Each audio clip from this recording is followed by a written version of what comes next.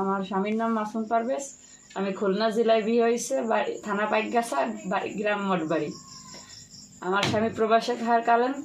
আমার ভাসুর, আমার ভাসুরের বউ এবং আমার ভাসুরের ছেলে মেয়ে আমার মারধর করে। আমার শ্বশুর শাশুড়ি বৃদ্ধ তাদের।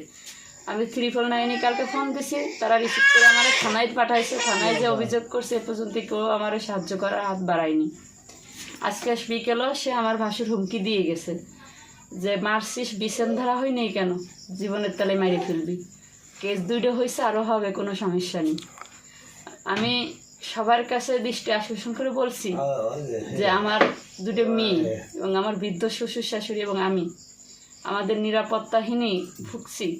আমি সবার কাছে মিনতি করছি সবাই আমার দিকে সাহায্য হাত বাড়াই দিন।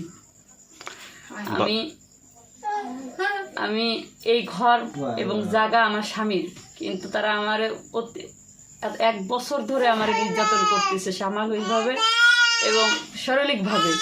আমি বাথরুমে করে শান্তি নেই, গোসলখানায় যে আমার শান্তি নেই। গোসল করতে গেলে দাঁড়ায় থাকবে, বাথরুমে গেলে দরজা খুলবে।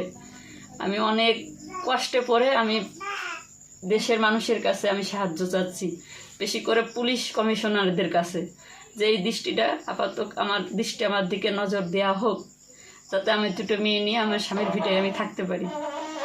এই আমার মানুষের কাছে চাওয়া, আর কিছু না। ভাসুরের নাম কি? ইনামুল বিশ্বাস, যার নাম রহিমা খাতুন রাখি।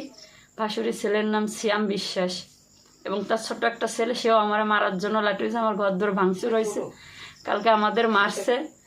আমার গলায় একটা চেন ছিল, তাও নিয়ে গেছে। আমি পাইনি যে, তো তারা এনেছে।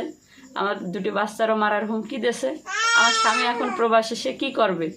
হয়তোবা কেউ আমাদের সাহায্যের হাত বাড়াক, পুলিশ না হইলে আমাদের 3 মাই পত্রে 20 দিক আমরা খেয়ে মারা যাই। এছাড়া আমাদের কাছে কোনো পথ নেই। হয়তোবা আমাদের সাহায্য করবে, না হলে আমাদের মরার জন্য কোনো একটা পথ খুঁজে দেবে। আমি এর বিচার চাই, যাতে আর কোনো প্রবাসের বউ এরকম না ঘবে, বিচার না পেয়ে মানুষের ধরে ধরে না কান্দে। থানায় অভিযোগ করছেন তো কি বলছে? আমার থানায় অভিযোগ করছে, পর্যন্ত আমার কোনো পুলিশ টুলিশ কেউ আসেনি। ঘটনাস্থলে কেউ আসে নাই? না, তদন্ত করে নাই? না। আমি 349 ফোন দিছি কালকে ঘটনার সাথে। তারা বলছে থানায় যান, থানায় যে অভিযোগ করেন পুলিশ আসবে, কিন্তু এ পর্যন্ত আসেনি বিধয় আজকে আমারে সে বিকেলে আসর আজানের পরে হুমকি দিয়েছে যে আমাদের জানে মেরে ফেলবে।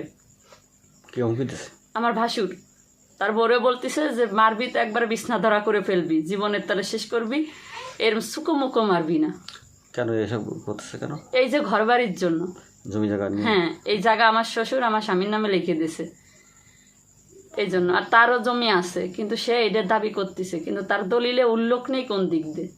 আর এই ঘর আমার স্বামীর করা, তার মা করছে। সে স্বামী কত বছর থাকে বিদেশে? 2 বছর হয়েছে গেছে।